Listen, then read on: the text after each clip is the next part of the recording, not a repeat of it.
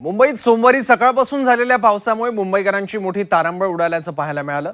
मुंबईला पावसाचा red alert देण्यात आल्यामुळे आज शाळा महाविद्यालयांना सुट्टी जाहीर करण्यात आली होती। धुवाधार पावसामुळे मुंबईतील अनेक सखल भागांमध्ये पाणी साचलं होतं। दुसरीकडे तिन्ही मार्गांवरील रेल्वे सेवा धीम्या गतीने सुरू होती। सध्या मध्य आणि हार्बर लोकल सेवा सुरळीत आहे, तर पश्चिम रेल्वे धीम्या गतीने सुरू आहे।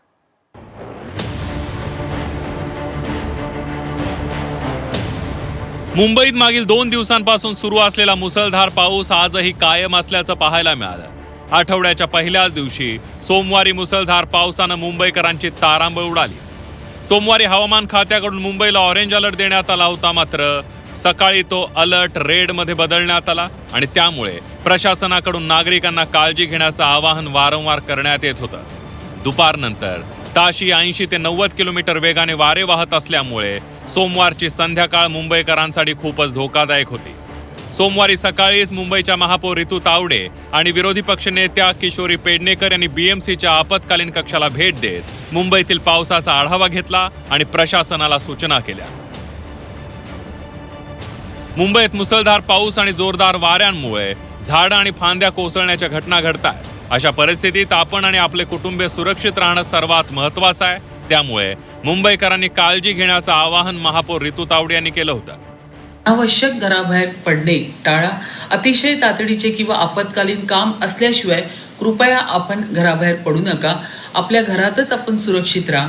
रस्त्यावरील वाहतूक कोंडी आणि पाण्याचा निचरा होण्यास लागणारा वेळ लक्षात घेता शक्यतो प्रवास टाळा।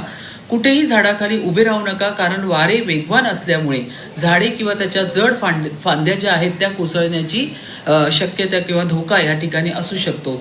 आपली वाहने मोठ्या झाडाखाली, जीर्ण भिंतीजवळ, विजेच्या खांबाजवळ पार्क करू नका। ती सुरक्षित आणि मोकळ्या जागेमध्ये आपण या ठिकाणी उभी करावी। राज्य विधिमंडळाचं पावसाळी अधिवेशन सुरू आहे। या अधिवेशनाला सुद्धा मुंबई आणि राज्यातील पावसाचा फटका बसल्याचं पाहायला मिळालं। 11 वाजता कामकाज सुरू झाल्यानंतर काही वेळातच आज दिवसभरासाठी दोन्ही सभागृहाचं कामकाज तहकूब करण्यात आलं। त्यानंतर मुख्यमंत्री देवेंद्र फडणवीस यांनी मुंबईतील पावसाचा आढावा घेतला। मुंबईत महिन्याभराचा पाऊस 4 दिवसात पडल्याची माहिती मुख्यमंत्री देवेंद्र फडणवीस यांनी यावेळेला दिली। तर मंगळवारचा दिवसही महत्त्वाचा आहे। मुंबईकरांनी अनावश्यक प्रवास टाळण्याचं आवाहन यावेळेला मुख्यमंत्र्यांनी मुंबईकरांना केलं। महिन्याभराचा ॲव्हरेज असतं, त्या ॲव्हरेज एवढा पाऊस केवळ 4 दिवसात मुंबईमध्ये पडलेला आहे। त्यामुळे मोठ्या प्रमाणात आपल्याला ही हानी जी आहे ती हानी होताना या ठिकाणी दिसते। जे काही आपण अलर्ट्स सातत्याने या ठिकाणी देतो आहोत, ही आपली जी काही डिझास्टर मॅनेजमेंटची जी आपली इथला जो कक्ष आहे, हा कक्ष 24 तास या ठिकाणी काम करतोय। मुसळधार पावसाचा विधान भवनालाही फटका बसला। विधान भवनातील ताडपत्री वादळी वाऱ्यामुळे उडाल्याचं पाहायला मिळालं।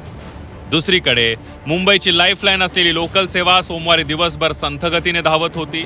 वेस्टर्न लाईनच्या प्रवाशांची आज काहीशी रखडपट्टी झाल्याचंही पाहायला मिळालं।